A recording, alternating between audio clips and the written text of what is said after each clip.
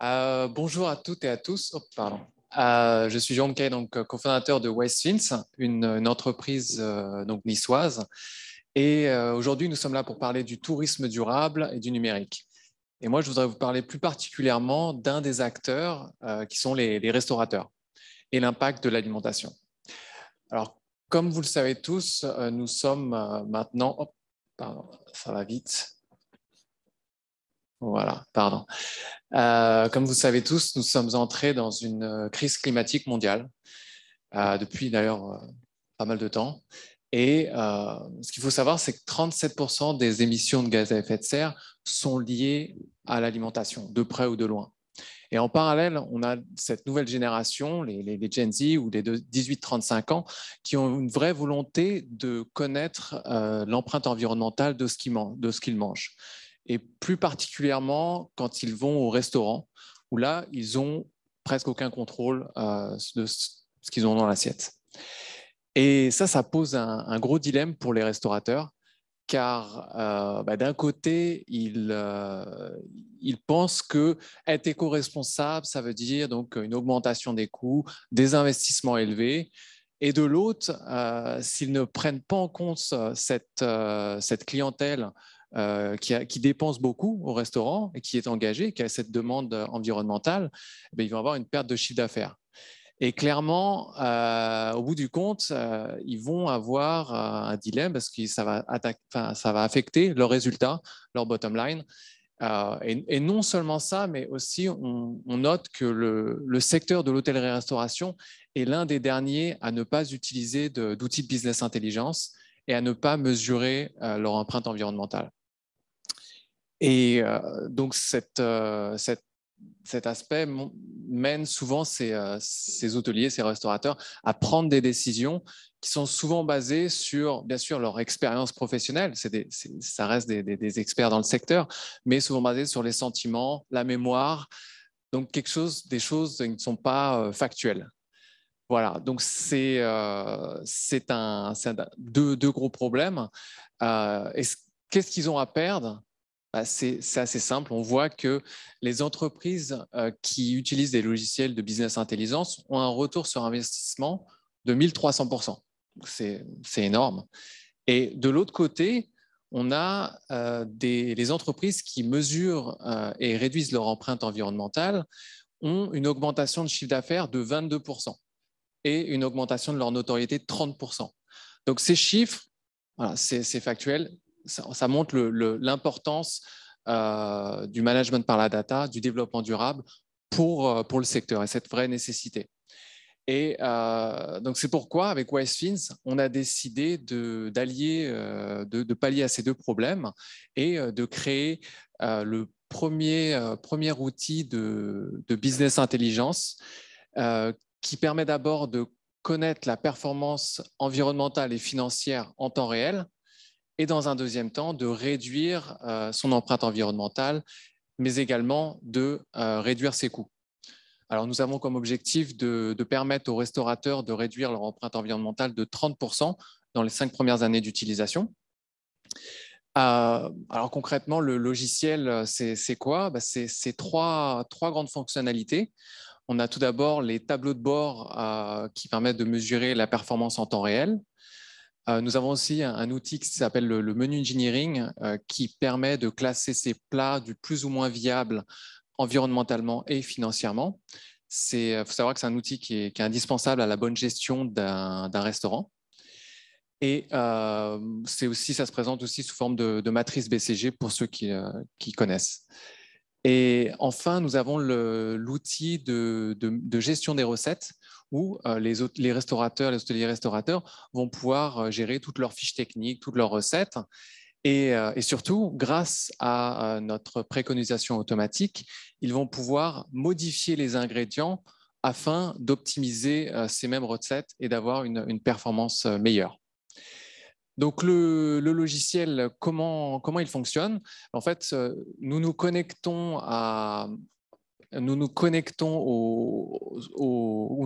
les recettes des restaurateurs, soit de manière automatique avec de la connectivité sur leur logiciel de recettes et d'inventaire, soit manuellement dans la solution ou par Excel.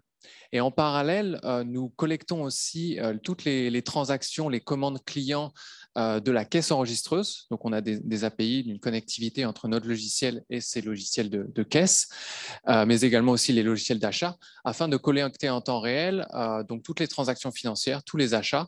Et nous croisons toutes ces données avec des bases de données environnementales, notamment celles de l'ADEME, afin de retranscrire ces datas sous forme de tableau de bord, menu engineering et de préconisation. Et c'est ça permet donc aux restaurateurs d'avoir une démarche d'amélioration continue, de revoir ses recettes, de réduire ses coûts, de réduire son empreinte environnementale. Et c'est vraiment sur la partie préconisation où on va apporter une valeur supplémentaire. Et c'est pour ça qu'on a décidé de collaborer avec la recherche publique, un laboratoire de recherche local, donc avec l'Université Nice-Côte d'Azur, parce que c'est un élément clé. Donc là, ça va être des laboratoires sur l'informatique et l'intelligence artificielle. Voilà, donc le logiciel, de manière assez simple, j'espère, et donc notre modèle économique, assez simple, c'est l'abonnement mensuel classique des solutions logicielles, le modèle SaaS, Software as a Service. On a 3 offres, donc 2 à destination des indépendants, l'offre découverte et expert, et l'une à destination des chaînes et des grands groupes, donc chaînes de restauration, chaînes d'hôtels et restauration collective. Voilà, donc une tarification très transparente. Pas de frais d'installation, pas de frais de formation. C'est une solution très, très simple à prendre en main pour toutes les équipes, pas seulement les directeurs, les chefs de service, mais aussi les employés pour qu'ils soient impliqués dans l'opérationnel et dans l'amélioration de la performance. Voilà, donc quelques mots sur l'équipe. Derrière donc Westfins. Donc Westfins, c'est une start-up niçoise, une entreprise impact qui a été créée en 2020. On a obtenu l'agrément ESUS et B Corp Pending. Nous sommes 3 cofondateurs à la tête, donc deux Jérôme, 2 hôteliers et restaurateurs. Jérôme Panier, qui a un parcours avec Hayat, donc pendant plus de 15 ans, il était dans la chaîne Hayat à des postes de direction de restaurateurs. Il a travaillé à travers le monde. Et donc, il est aussi un des pionniers dans l'adoption des pratiques durables dans la restauration en Asie. Moi-même, donc, plutôt spécialisé dans l'hébergement et les technologies de l'hôtellerie. Moi, j'ai fait ma carrière en Chine dans des grands groupes, dans des grandes chaînes de luxe. Donc, une personne opérationnelle, on connaît tous les deux très bien les besoins du métier. Et enfin, donc, on s'est entouré de Pierre-Yves, qui est notre directeur technique, qui est donc il a 20 ans d'expérience dans l'architecture de logiciels et dans l'architecture de données. Alors, il travaille dans des grands groupes également. Nous sommes aussi membres du SCOL. Je vois Nicole qui est là. Donc, on est membre actif. On essaye de venir souvent. Le SCOL, c'est une association qui rassemble tous les acteurs du tourisme durable. Et je vois beaucoup de membres ici. Donc, ça fait plaisir. On est aussi, on se rapproche aussi de l'incubateur PACA Est en lien avec la recherche publique. Et on fait partie aussi d'un accélérateur pour les levées de fonds à entreprises à impact à Paris, donc la Ruche. Voilà. Alors, on a en début de la commercialisation. On va avoir notre premier client qui est une grande chaîne d'hôtels que vous connaissez tous. Je ne peux peut-être pas la citer encore. On va installer leur logiciel en septembre à Singapour avec un hôtel de 700 chambres et 5 restaurants.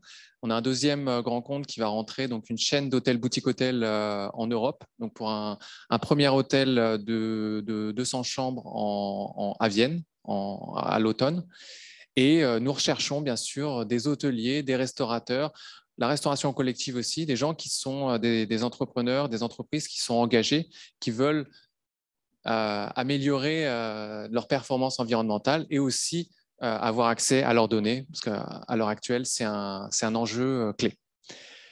Voilà, c'est tout pour moi. Est-ce que vous avez des questions? J'essaie de faire court pour avoir plein de questions. Allez-y.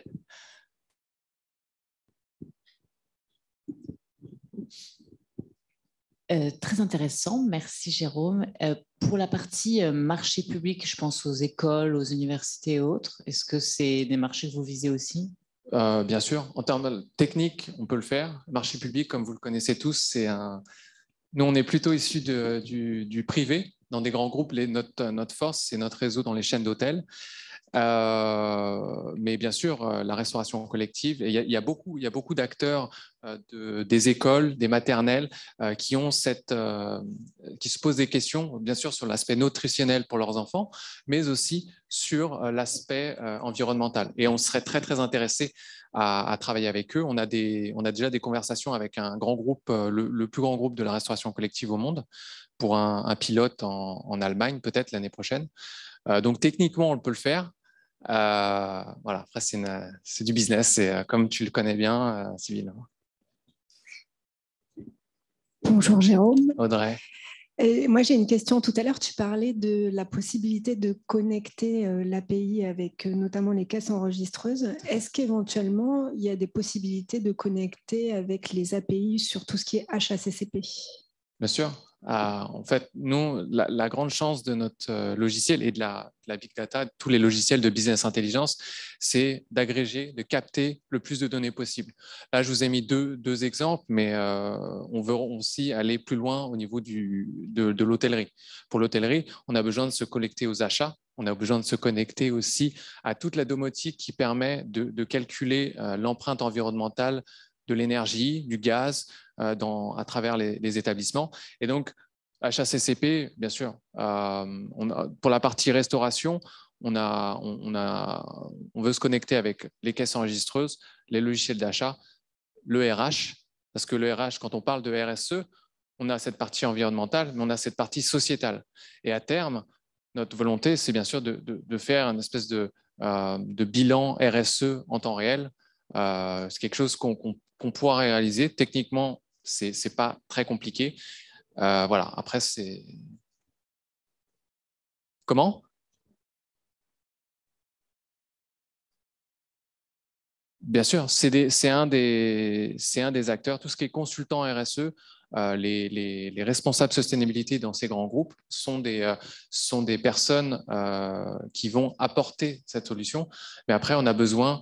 Le challenge pour l'hôtellerie-restauration, parce que c'est des cibles qui sont très, très dures à toucher. C'est des gens qui ont très peu de temps, qui sont très loin de la digitalisation. Et c'est pour ça que nous, on connaît très bien ce milieu-là. On a fait une solution qui est extrêmement facile à mettre en œuvre. Et sans l'adhésion de ces chefs, de ces directeurs de restauration, de ces general managers, le projet n'est pas viable. OK, merci beaucoup. Et je pense